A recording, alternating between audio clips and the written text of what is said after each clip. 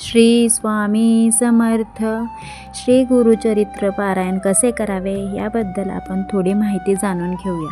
गुरुचरित्र वाचन करण्यापूर्वी आदल्या दिवशी समक्ष 4 कुत्रे व गाय यांना नैवेद्य द्यावा. 4 कुत्रे म्हणजे 4 वेद होय व 1 गाय म्हणजे दत्तात्रयांची कामधेनू असल्याने हा नियम पाळावा असे सांगितले जाते.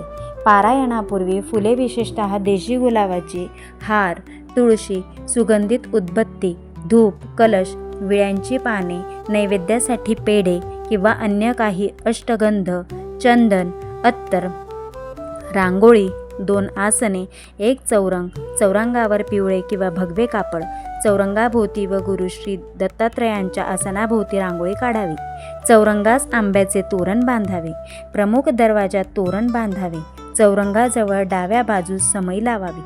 वाचन चालू असेपर्यंत समई लागलेली असावी व अगरबत्ती पेटलेली असावी. पारायणास बसण्यापूर्वी गावातील श्री दत्त मंदिरात अथवा जवळच्या श्री स्वामी समर्थ केंद्रात जाऊन विडा, सुपारी व नारळ ठेवून सदर पारायणास उपस्थित राहण्यासाठी देवास प्रार्थना करावी. घरातील वडील मंडळीस नमस्कार करून पारायणासाठी आसन ग्रहण करावे. प्रथम अथर्वशीर्ष वाचावे. 1 माळ गायत्री जप, 1 माळ श्री स्वामी समर्थ जप अथवा दत्त मंत्र म्हणावा. श्री गुरुचरित्र सप्ताह करताना प्रारंभ शक्यतो शनिवारी व सांगता शक्यतो शुक्रवारी करावी, कारण शुक्रवार हा श्री नृसिंह सरस्वती महाराजांचा निजानंदनागमनाचा दिवस असतो.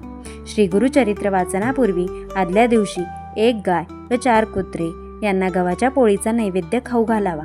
श्री गुरुचरित्राचे वाचन पूर्व किंवा उत्तर दिशेला तोंड करून करावे.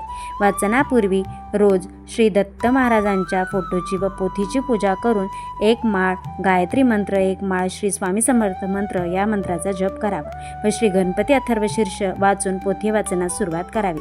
श्री गुरुदत्त चरित्राचं वाचन पहाटे 3 ते सायंकाळी 4 या दरम्यान करावे.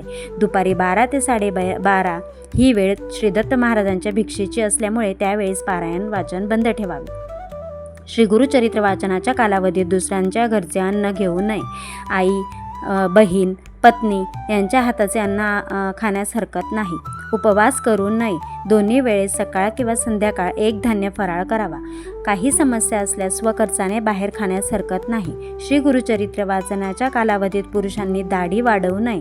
स्वतःच्या हाताने दाढी काढावी. तसेच या काळात चामड्याच्या ऐवजी नायलॉन किंवा रबरी चप्पल जोड वापरावे. श्री गुरुचरित्र वाचनाच्या कालावधीत ब्रह्मचर्य पाळावे. श्री गुरुदत्त वाचनाच्या कालावधीत सुतक असणाऱ्यांच्या घरी किंवा अंत्यविधीत जाऊ नये. स्वतःच्या कुटुंबात जर सुतक असेल तर अशा वेळेस श्री गुरुचरित्र पारायणात दुसऱ्यांकडून करून घ्यावे. अर्धवट सोडू नये. वेळोवेळी गोमूत्र शिंपडावे. सप्ताह कालावधीत रोज सकाळी आणि संध्याकाळी श्री गुरुचरित्राच्या पोथीस नैवेद्य दाखवून आरती करावी. रोज रात्री झोपण्यापूर्वी श्री विष्णू सहस्रनाम वाचावे. श्री गुरुदेव दत्त. श्री स्वामी समर्थ महाराज की जय.